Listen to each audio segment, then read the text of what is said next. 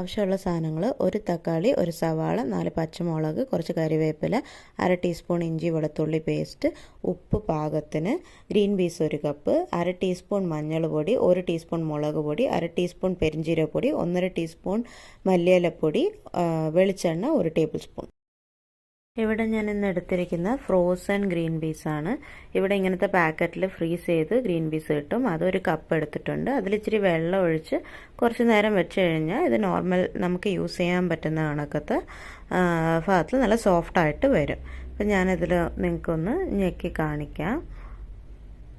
ഇത് കണ്ടോ, ഇത് നമ്മൾ നോർമലായിട്ട് എടുക്കുമ്പോൾ തന്നെ നല്ല ഫ്രഷായിട്ട് കിട്ടുന്ന ഗ്രീൻ പീസ് കണക്ക് ഇത് വന്നിട്ട് കുറച്ച് നേരത്തെ ഒരു 5-6 മിനിറ്റ്സിനുള്ളിൽ തന്നെ ആയിക്കോളും. ഇങ്ങനെ ഞെക്കുമ്പോഴേക്കും പെട്ടെന്ന് രണ്ടായിട്ട് തന്നെ പൊട്ടി വന്നോളും. നിങ്ങളുടെ അടുക്കെ ഉള്ളത് വന്നിട്ട് നമ്മുടെ പരിപ്പും കടലയൊക്കെ ഉള്ള കണക്ക് ഈ ഉണക്കിയ ഗ്രീൻ പീസ് ആണെങ്കിൽ അത് കുറച്ച് നേരം നമുക്ക് ഒരു 6-7 മണിക്കൂറെങ്കിലും വെള്ളത്തിലിട്ട് വെച്ചിട്ട് കുക്കറിൽ, പ്രഷർ കുക്കറിൽ 1-2 വിസിലിട്ട് എടുത്തിട്ട് ഇതേ കണക്ക് ഉണ്ടാക്കിയാൽ മതി.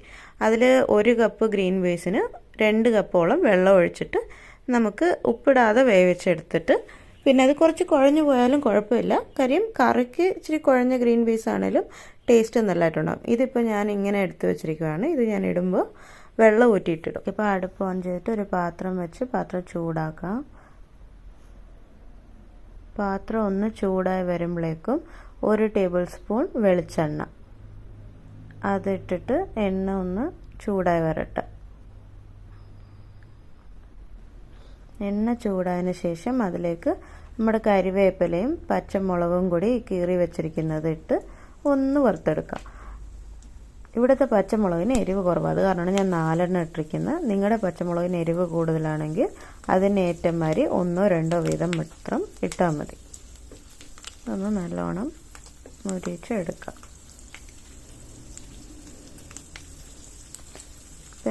ഇത് നല്ലോണം ഒന്ന് വറുത്ത് വന്നിട്ടുണ്ട്. അതിലേക്ക് നമുക്ക് അരിഞ്ഞു വച്ചിരിക്കുന്ന ചെറിയ സവാള ഒരെണ്ണം അതിട്ടിട്ട് അതൊന്ന് വഴറ്റിയെടുക്കാം.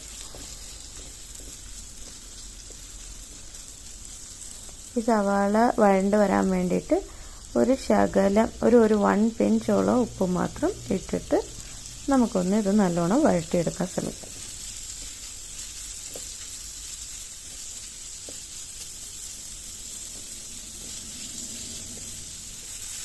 ഇപ്പോൾ സവാള ഒരു പകുതി വഴണ്ടിട്ടുണ്ട്. ഈ പകുതി വഴണ്ട് വരുന്ന സ്റ്റേജിൽ നമുക്ക് ഇതിലേക്ക് നമ്മുടെ ഇഞ്ചി വെളുത്തുള്ളി പേസ്റ്റ് 1/2 ടീസ്പൂൺ ഇഞ്ചി വെളുത്തുള്ളി പേസ്റ്റ് എടുത്ത് വെച്ചത് ഇതിലിപ്പോൾ ചേർത്ത് കൊടുത്തിട്ട് അതും കൂടി ചേർത്ത് വഴറ്റിയെടുക്കാം.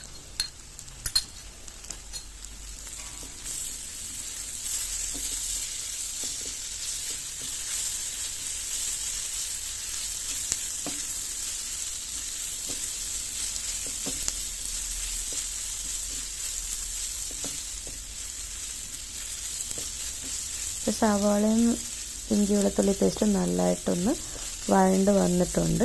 ഈ സ്റ്റേജിൽ നമുക്ക് 1/2 ടീസ്പൂൺ മഞ്ഞൾപ്പൊടി, 1 ടീസ്പൂൺ മുളക് പൊടി, 1/2 ടീസ്പൂൺ മല്ലിപ്പൊടി, പെരിഞ്ജീരകപ്പൊടി 1/2 ടീസ്പൂൺ ഇതും കൂടി ഇട്ട് ഈ പൊടികളൊക്കെ ഒന്ന് മൂപ്പിച്ചെടുക്കണം.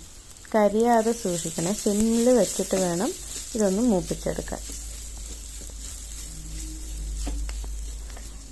ഈ പൊടികളൊക്കെ ഒന്ന് മൂത്ത് വരുമ്പോഴേക്കും നമ്മൾ അരിഞ്ഞു വെച്ചിരിക്കുന്ന തക്കാളി, ഒരു തക്കാളി ഇച്ചിരി മീഡിയം സൈസിലായിട്ടാണ് അരിഞ്ഞു വെച്ചിരിക്കുന്നത്, അതും കൂടി നമുക്ക് ഇതിലോട്ട് ചേർത്ത് കൊടുക്കാം.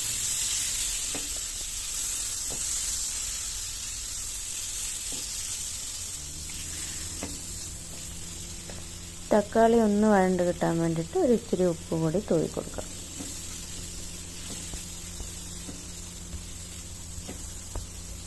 തക്കാളി ഫുള്ളായിട്ട് വഴണമെന്നില്ല. ആ സ്റ്റേജിൽ തന്നെ ആകുമ്പോൾ നമ്മുടെ ഗ്രീൻ പീസ്, ഇത് ഞാൻ ആ വെള്ളം ഊറ്റിയെടുത്തിട്ട് ആ ഗ്രീൻ പീസ് ചേർക്കുന്നുണ്ട്. അതും കൂടി ചേർത്തിട്ട് നല്ലോണം ഒന്ന് എല്ലാം കൂടി യോജിക്കുന്ന കണക്ക് ഒന്ന് ഇളക്കി കൊടുക്കാം. നിങ്ങളിപ്പോൾ ഈ പ്രഷർ കുക്കറിൽ വെച്ച് വേവിച്ച ഗ്രീൻ പീസാണ് എടുക്കുന്നതെങ്കിൽ ആ വെള്ളമോട് തന്നെ ഈ സ്റ്റേജിൽ ആഡ് ചെയ്യാം, കുഴപ്പമൊന്നുമില്ല.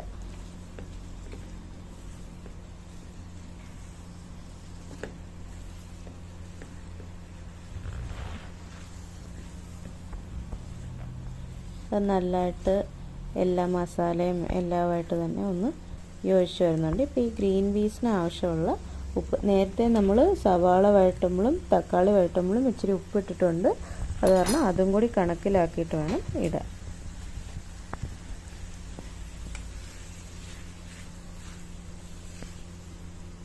ഇതിലേക്ക് ഞാനിപ്പോൾ എൻ്റെ ഇതിൽ വെള്ളം ഒട്ടുമില്ല, അത് കാരണം ഞാൻ ഇച്ചിരി വെള്ളം ചേർക്കുന്നുണ്ട്.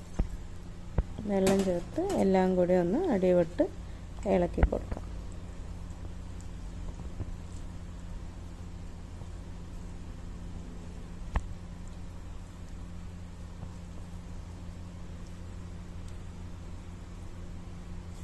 എല്ലാം ഒന്ന് യോജിച്ച് കഴിയുമ്പോഴേക്കും കുറച്ച് നേരം നമുക്കിതൊന്ന് തിളയ്ക്കാൻ വിടാം. അടച്ചിട്ടിട്ട് നമുക്കിതൊന്ന് തിളപ്പിച്ചെടുക്കാം.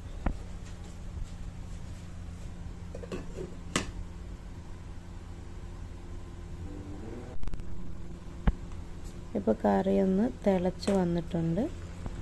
ഈ സ്റ്റേജിലായിട്ട് ഞാൻ ചെയ്യുന്ന ഒരു സൂത്രപ്പണിയാണ്. എനിക്ക് ഈ ഗ്രീൻ പീസ് തനിച്ചും കറി തനിച്ചും ഇരിക്കുന്ന അത്ര ഇഷ്ടമല്ല. കാരണം ഞാൻ ഈ സ്റ്റേജിൽ കുറച്ച് ഈ കറിയോടെ തന്നെ ഈ ഗ്രീൻ പീസ് ഇങ്ങനെ എടുത്തിട്ട് ഒരു മിക്സി ജാറിലിട്ട് ഞാനിതൊന്ന് നല്ലോണം ഒന്ന് അരച്ചെടുക്കും.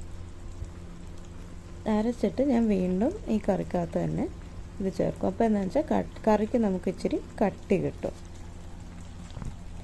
തേങ്ങയോ അങ്ങനെയൊന്നും അരച്ച് ചേർക്കാതെ തന്നെ നമുക്ക് കറിക്ക് ആവശ്യത്തിനുള്ള കട്ടി കിട്ടും. ഇപ്പോൾ ആ അരച്ചെടുത്തത് നമുക്ക് ഇതിലോട്ട് തന്നെ തിരിച്ച് ഒഴിച്ചു കൊടുത്തിട്ട് നമുക്ക് തിളയ്ക്കാൻ വെക്കാം. അപ്പോൾ കറിയൊക്കെ തിളച്ച് വരുമ്പോൾ ഇച്ചിരി കുറുകി കിട്ടിക്കോളും.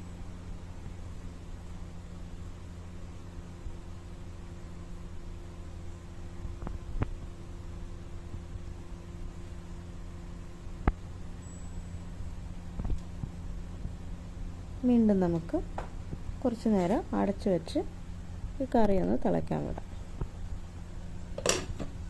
ഇടയ്ക്ക് ഒന്ന് തുറന്ന് നോക്കിയിട്ട് ഒന്ന് അടിവിട്ട് ഇളക്കി കൊടുക്കണം. ഇത് നല്ലോണം ഒന്ന് കുറുകി വരുന്നുണ്ട്. കുറച്ച് നേരം കൂടി കറി ഒന്ന് നല്ലതായിട്ടൊന്ന് നമുക്ക് തിളച്ച് വരണം. കാരണം വീണ്ടും നമുക്ക് ഇച്ചിരി നേരം അടച്ചു വെക്കാം.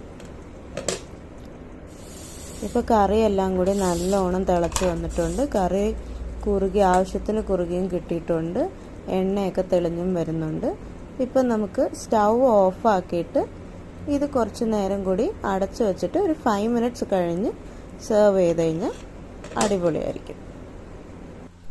ഈ ഗ്രീൻ പീസ് കറി ട്രൈ ചെയ്ത് നോക്കിയിട്ട് എങ്ങനെയുണ്ടെന്ന് നിങ്ങളുടെ അഭിപ്രായങ്ങൾ ആൻഡ് സജഷൻസ് കമൻറ്റ് ചെയ്യണേ.